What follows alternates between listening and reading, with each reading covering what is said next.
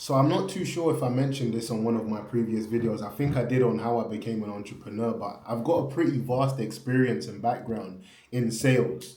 I've done some cold calling. I've done sort of your demos and your closing calls on like virtual trying to sell SaaS products. I've done real estate. I've done recruitment. I've done used car sales. I've done car parts. I've done export sales.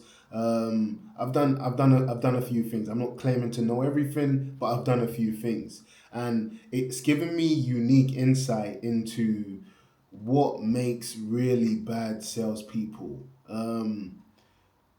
Once again, I don't claim to know everything, but I've done pretty well for myself in sales. Even now, as a business owner, I'm a freelancer, right? I run a service-based business. Every single client, I'm basically selling them on the idea of working with me. And I'll give some unique insights into what has worked for me, what I've seen work for others over the years, and what's allowed, what's the difference between those that do well and those that never really get their feet off the ground. This will be a super quick one.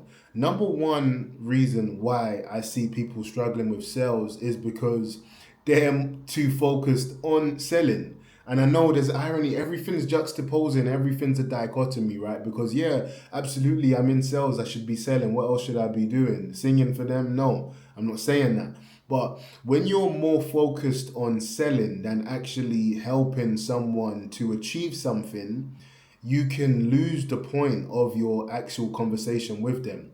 Because as much as you're selling, they're also buying. So guide that buyer. Like, I've seen people basically throw away sales because they refuse to listen to what the customer is telling them, you know? And that's it basically. Like, are you actually listening to what you're being told on the conversation? So many people are obsessed with pitching, they don't even actually listen to what the person's saying. And it's like, I see this happening over and over again because I've been on sales rooms, I've been on sales floors, I've seen it. And it's like, they just want to be heard so badly.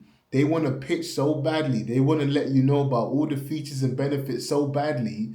They're not even going to listen to the customer's reason of why they think this could work for them, or even worse, why they don't think it can work for them. Like, you're not even objection handling because you just want to pitch. Like, bro, calm down. It's like a guy that just wants to smash or have sex on the first date. Bro, you'll get there. You'll get there. You know, as long as you play your cards right, you act accordingly, you will get there. Do you know what I'm saying? It's inevitable. But if you're trying to get your nuts off on the first day, it's like, calm down. And that's what you see. A lot of guys are like, my friend makes this joke in different contexts, but it's like premature ejaculation. It's like, you're just too, like, calm down. You're just too ready to go. So number one thing, bro, try and just listen more. It's so, like, sales is really so basic because sales is not even really sales. Like, yes, there are times where you have to be a bit more convincing and you can use body language and tonality and pauses, and there's different things you can do to better interact. But if someone isn't suited for the product, they're not going to buy anyway. Like, sales is more guiding people towards a solution that can assist them.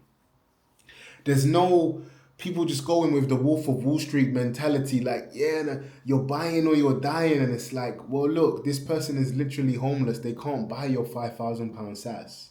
So there's a time and a place, and there's a right audience for a right product. So essentially, all you're doing is guiding someone that has the budget and capability and the know-how to need your stuff, guiding them into actually giving you their credit card information so they can pay.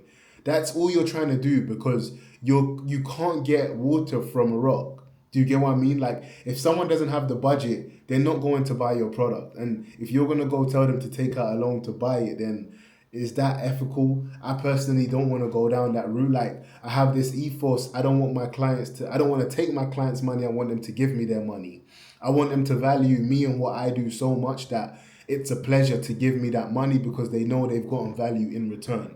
So make sure we're listening, make sure we're actually helping these people, because then it's easy. And, like, don't get me wrong, there's going to be scenarios where you're selling and it's like, it might not be the most necessary product, But if it benefits them in some way, listen to them. Like actually hear, because the client's gonna tell you everything you need to know, and if you listen to them, you can now use that information as part of your pitch.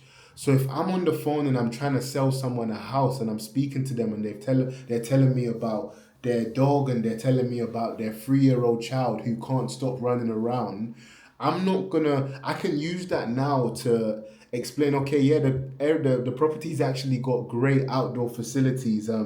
It's on an acre of land which is fenced off, so your dog is pretty much free to run absolutely wild, which will help tire him out, and he won't be causing as much ruckuses in the house as he is now in your 2-bedroom flat. Do you get what I mean? And it's like, I've now used information they've given me as part of my pitch to make it even more real for them, because they know the struggle of the dog running around in a 2-bedroom flat. So imagine what being on an acre of land is going to do for them. And it's like, I painted that reality, but that's only because I listen to them. Whereas some agents are just like, it's on an acre of land, you're gonna have this, you're gonna have that, you're gonna have this, you're gonna have that. I'm the best agent, I'm doing this, I'm doing that. And it's like, yeah, you could still get the sale that way, but imagine how much more satisfying the sale is gonna be for them because you've tied it in with their needs. So can we just listen? Can we just actually take the time to understand the client? And don't be afraid to say, no, you're not a good fit. It's actually a bit more rewarding for both you and the client, because it will even make the client start pitching themselves to you now, because maybe they wanted it, but you saying, and I'm not too sure if this will actually be good for you because of X and X reason. But if they actually want it, now they're pitching to you. To be honest, I've been thinking about it for a while though. That's the thing. Well, if you've been thinking about it, why don't you, and then you lead them into the next steps. Do you get what I mean? That's one way. So, you know what? Let me leave it at that. Maybe I'll do a few of these from experience that I've gotten in this. But the one other thing I would say on this video, because I just have to, is one thing that's worked really great for me in sales is the assumptive close stance. And when I say that, basically, you hop on the call absolutely to show the client what it is that you're going to be offering them, what it is that you're going to help them. But you do it from the stance that we are working on this anyway. You're not trying to win the sale. You go in with the mindset that you've won the sale. You're not being overly pushy. You're just speaking to them like they're your client already. Like, you're already easy to work with.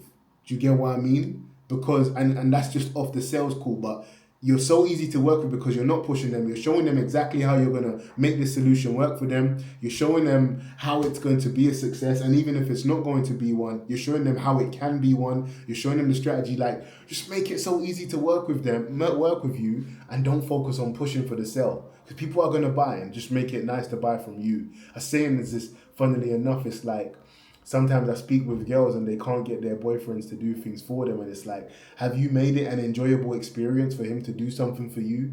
Or are you just being a ball ache and forcing him to do stuff? Because there's two different energies you'll get. But I'll leave it there for you guys. Have a good one. See you tomorrow.